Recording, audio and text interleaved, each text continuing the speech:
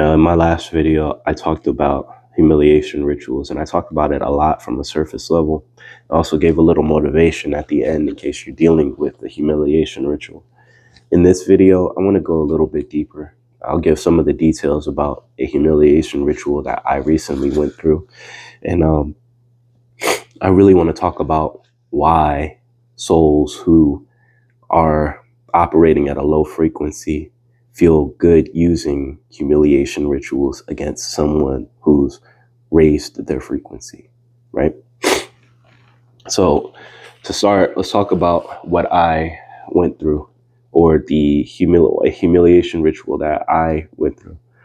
So I joined this this company, and I'm a little of an older person. I'm not that old, I'm 30, but I've been in the workforce a bit, so I knew certain things, that how I work best, how I operate best. And coming into this place, I wasn't coming in as a senior executive or anything like that. I was coming in as a not necessarily entry level position, but just a couple ticks above that, right? Which was right for where I was. So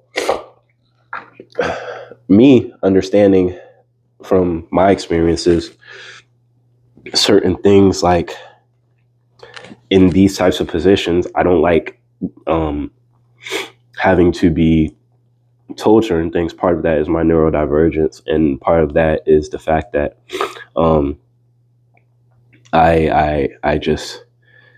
I rather find things that I can do and just go ahead and offer my services and get it done. I like to get my work done as quickly as possible in the best, most efficient way as possible, and then move on, have tons of free time. That's how I like to work when I'm working on a clock for someone. So there were many things, policies that I saw within this company that I felt I could help in changing. I could help in, helping them get it right. And they expressed before I joined the company that it was that part of me that they really wanted to see, and they really thought I could be a help to them. And I agreed. So that's part of the reason that I joined. Now, from the moment that I joined, I noticed different things that were odd from day one. For one, I'm an empath. So when I'm walking through a building and I'm just observing and feeling out the vibe of a place and where people have been resonating at, I can pick up on a lot that may not be immediately observable within a location. So I was picking up on a bunch of negativity that was being hurled at me because of the way that I looked. And I knew that I looked different than most of the people there. But at the same time, I'm not somebody who really judges a group of people by the way that they look. So for me, it wasn't really anything, but I could see that it was something for them, which made me feel awkward. So the awkwardness that I felt led to my social anxiety increasing, and it got to the point where I really didn't feel comfortable coming into the office. For one, if there were certain females there, didn't feel comfortable coming in. And even if there were certain managers and whatnot there, just because this place, they did not have a level of confidence that allowed them to speak directly. So everything that they did was indirect. And my neurodivergence means that while my spirit may pick up on the thought forms, I may not necessarily catch all of the indirect communication that is passed. I've never been the best at it. I'll get it over time because I'll think about it, meditate on it until I get it. But in the immediate, it doesn't necessarily come to me. So that's just background giving you an idea of what the vibe of this place was. So they had this club that a majority of them were a part of. And, I wasn't necessarily doing the best financially at the time. I was coming out of a divorce, trying to, get myself in order. So my finances weren't the best. And I mean, the club, it wasn't that much, but it just so happened that I was in a situation where my vehicle was stolen and I'm looking at my bank account like, man, what am I about to do? And nobody approached me about this club, but I get emails sent out with my name and red highlights to the entire of the company, to everyone in the company, what my name is, and I owe this amount. And I'm looking at it like, yo, what's going on here? What y'all trying to pull? Like, this is a job. I didn't come here to pay you nothing. I ain't paying you shit. Like, what are you doing? So, of course, I messaged the person who sent it out, like, hey, can you remove my name from this list? I didn't get anything back. Instead, what I got about 2 weeks later was another email that went out, and the amount that they were saying I owed had went up. So I'm looking at it like, oh man, this is spiritual. Because 4 weeks before, my car had been stolen. So I'm like, from the time that I stepped foot in this building, it's like a cascade of one thing after another thing after another thing, and then it starts escalating. So now here we are with this email going out to everyone within this organization. And it wasn't just my name on the list, but it was a list of everyone that they had just assimilated into this side entity within their entity, this side legal entity within this entity. And they want us to pay for it. I never agreed to it. So I ain't pay shit. And I had already asked, hey, can you remove my name from this list? So I'm thinking, all right, this has got to be a policy thing. What can I do to assist with getting this policy changed? So I figure out, all right, this is this club. Let me volunteer to sit in on this board with these people and see if we can work something out that way. Oh, that's coming out. It's coming out. So I'm like, let me see if I can volunteer to help out. See if I can get this policy changed, because this ain't right. For one, they don't know what my financial situation is. I just had my vehicle stolen. I'm trying to figure out how I can get my transportation needs taken care of, on top of the fact that I work additional hours using my vehicle outside of work. This isn't right. And I understand looking and seeing how these people operate. No, if what happened to me would have hurt anyone else, they would not have the confidence to stand up for themselves. But I do. So because I do, I have to. So I tried volunteering. I said, hey, I see you have this club here. And to be honest with you, I've noticed a couple of things. I'm talking to the deputy and or the assistant coordinator or the assistant, whatever, the second in charge. And I'm letting them know that I've seen some things that aren't right. And I would love to volunteer to help. I see this as separate from the position that you hired me for. But I would definitely be open to helping to get this the problems that I've noticed corrected, because I think that this thing that you've built here can hurt you, because I do see this as a potential legal issue for you if the wrong person is hurt by what you have going on. And I made it extremely clear that, I am open and available to help. And my offer for assistance was rejected. Instead, they had someone come in from a separate office who was a senior to anyone at our office. And this person essentially just lambasted the entire group, called the head of our office a doormat, and just like completely just like berated everybody. And I was on video during that meeting, so I wasn't in there so that they could see how frustrated I was listening to this. And I'm fully realizing now that I'm in the midst of a spiritual war, and it's becoming clear to me that this could potentially get dangerous, especially if I have to fully embrace um, whatever I need to do in order to make it clear to these people what's going on. And so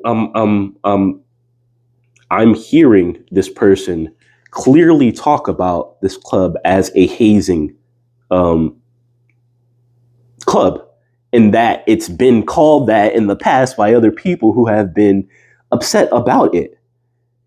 And I have just come out of the experience of having my name blasted across saying that I owe something that I know that I don't. And I've tried volunteering to correct the issue, and I've been told I can't. And now you've got this even senior person coming in here confirming, oh yeah, this is our hazing place. But you got to just come on and deal with it. And everyone else is a doormat, so it is what it is. And I'm like, yo, what's going on with these people? Why are these souls trapped here? So time passes. I don't say anything about what was said during that meeting or anything like that. I'm just observing, because I need to see who these people are and how I can best assist them. So it's come to a time where they changed the leadership out of this club that they have, and they decide that they're going to change the leadership by casting votes. Now, I understand that I've never been a member. At this point, I haven't paid the fee. They've been sending out emails. I just ignore them. I tried volunteering, and that was it, right? So I understand I'm not a member. I refrain from voting because I'm like, you know what? I'm not a member. I don't pay any fees. I don't use this club for anything. I'm not going to subject someone to having to deal with this club at all. So I refrain from voting.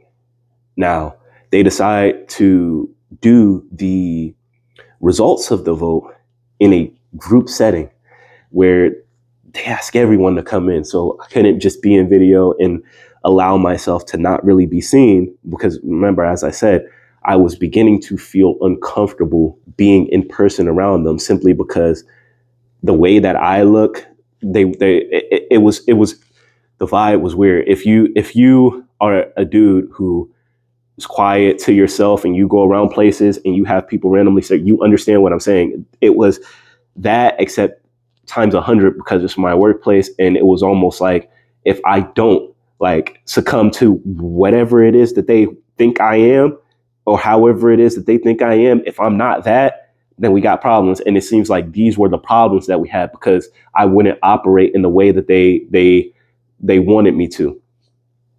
So we have the meeting for the results of of their vote. And throughout this meeting, as they're tallying up the votes individually in like a bar style, so everyone's name is there, they have my name as a potential to be voted in. And I'm looking at it like, oh, this is gonna be funny. It's gonna be real funny. It's gonna be hilarious. And they're going through this vote, and I can hear the intent in the presenter's voice as each tally goes, and there's more tallies coming up for my name, the non-member, the person who hasn't paid, the person who asked to have their name removed from the list being sent to the entire office, the person who tried to volunteer to change the way that this is going because this doesn't make me feel good. So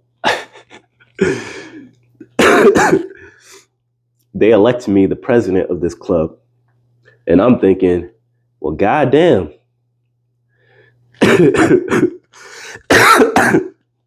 You push me into this club. I tell you no. I tried to volunteer. You tell me no. Then you elect me to the presidency of this club. So I'm thinking, you know what? Maybe I can make some type of change from within this organization, within the organization. Like maybe I can help them see that, I don't know, this isn't right, and that I'm not really a threat. But at the end of the day, this isn't right. So let me look at this club with the newfound authority that I have, and really take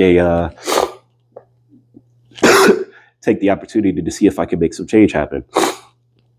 So I take it seriously, and I look at the charter, and I can see that from the beginning, this entity, this combined thought form that they created within this entity that they're all a part of, within this company that I had joined, that it was completely oppressive. It wasn't fair to anyone, especially anyone who was new. And it could only be changed by a majority of the vote. That's what they wrote on paper. And in their paper, it clearly said that non-members shouldn't be elected to their head. So by their own rules, they had fucked up. I go to they had a bank for this where they were collecting all of the money. And it was like, I don't know, like the second in charge was like paying some bills out of all the money being, it was weird. And for the type of company that I was in, it was dangerous. So I go to the bank, like trying to figure out, get all the ins and outs of what's going on. And find out that for this entity that they volunteered me for, they want to run a hard credit on my check, or a hard check on my credit. And I'm like, hell no, I didn't sign up for this. I'm not about to let you do that on my credit. I'm not about to do that. I don't care what this is about. This isn't right. And other people shouldn't have to subject themselves to this as well, just to work here, especially if they don't want to. This isn't right. So I'm like, nah, we're not doing that. And as a president, I tell my other cabinet, hey, we leave it. And we left. And then it came time for us to hold our first meeting, for me to hold my first meeting as their president. And in that meeting, let them give their remarks or whatever. And then it came time, the floor is mine. And as much as I knew that the war was about to ramp up when I did this, I couldn't help. My spirit was compelled me. It was like, if I don't do this, there ain't nobody else who will. So I told them everything. I told them the truth. I'm like, look, I came in here and out of nowhere, my car gets stolen. I'm looking at things, looking at my situation, trying to figure things out. And then I come in and my name is highlighted in red, being plastered all over the place, saying that I owe some money. I'm like, I tried volunteering to help you all because I understood that it may not have been your intent to harm me with that email. I even told them that, hey, I reached out and tried to get my name removed, and it wasn't. And I'm telling them this, and it's like stunned silence. And I'm telling them with all of the authority of their president. So they're all listening. And obviously, as I said, I'm junior to all of them, except for the fact that they've elected me their president of this club that I was never a member of. So I'm in the matter. And I'm telling them that, I listened to your senior leaders come in here and talk about all of you and talk about this club. And I've tried telling you that this club is dangerous and not to put anything in writing that can hurt you. And then I went through their charter and I literally highlighted all of the places, circled all of the places, red X all of the places that could potentially harm these people who have worked their butts off to get where they've gotten and are now putting it all at risk to what make me feel bad because of the way that I look and because I'm not some type of sexual creature within their office. Come on, man. So I'm looking at it and I'm talking to them and I can feel the energy of the place changing as I'm speaking and as I'm pointing out all of the things that have happened that were true and were extremely bad and indicative of a hostile work environment from day one, right? So this is extremely, I'm being serious in telling them this up front. I'm putting it in words, not in writing, but I'm letting them know and creating the image in their head of what their stupidity could potentially do to their careers. And at the end of my speech, I let them know, with that, I'd like to formally resign as your president. And I returned the floor to them. And after that, I washed my hands of their club.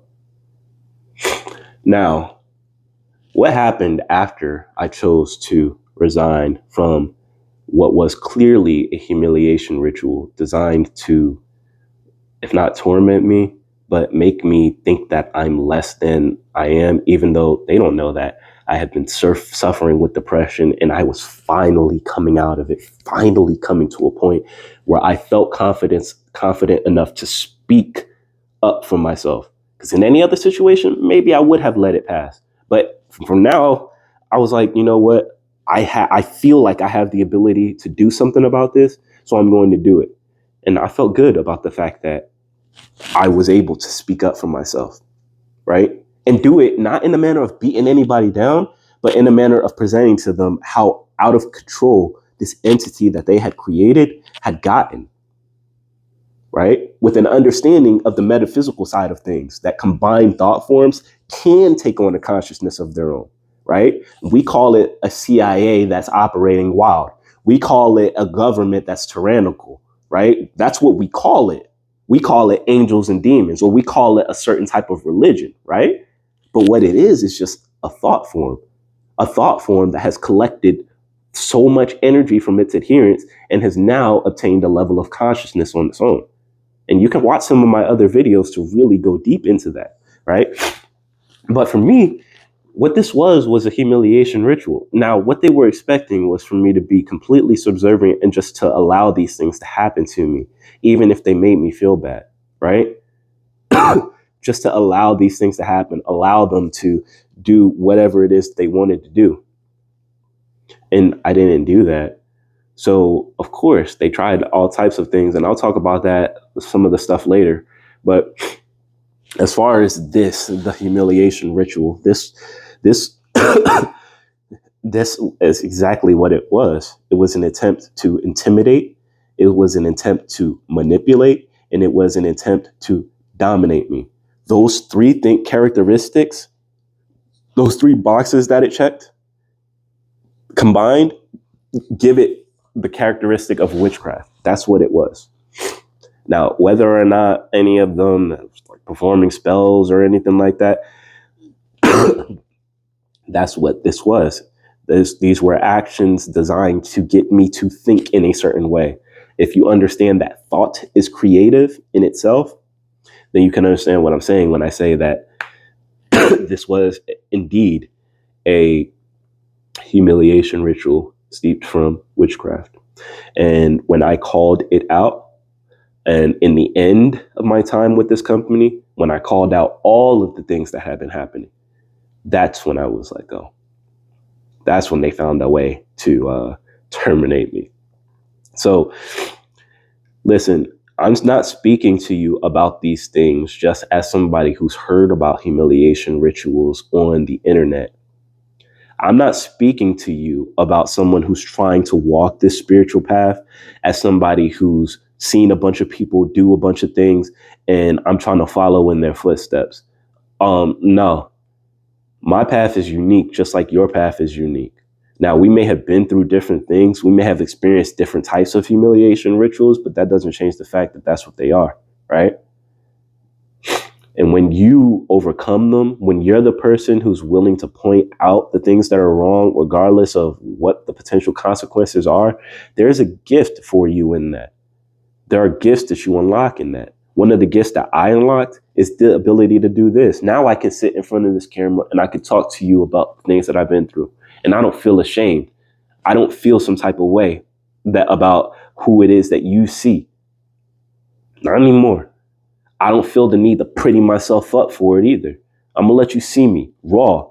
I'm wiping my nose during this. Like I'm doing whatever I need to do and letting you see that, yeah, I'm human. I'm a little under the weather right now, right? Like got something else going on right now. I'm letting you see so that you can resonate with where it is that I'm trying to help you get to, the state that I'm trying to help you occupy.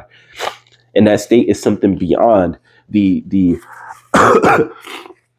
low frequency that a humiliation ritual can tie you down to. Because I'm not going to sit there and tell you that as I was going through it, that I saw it as clearly as I see it now. I knew that I was in the middle of a spiritual war, and I knew that there was more coming. But I also knew that I had power within me, and that no matter what it is that was thrown at me, I was going to get through. That's what I knew. And that's what I operated by. So I just want you to know now, there is nothing, there is no power outside of you that is greater than the God within you.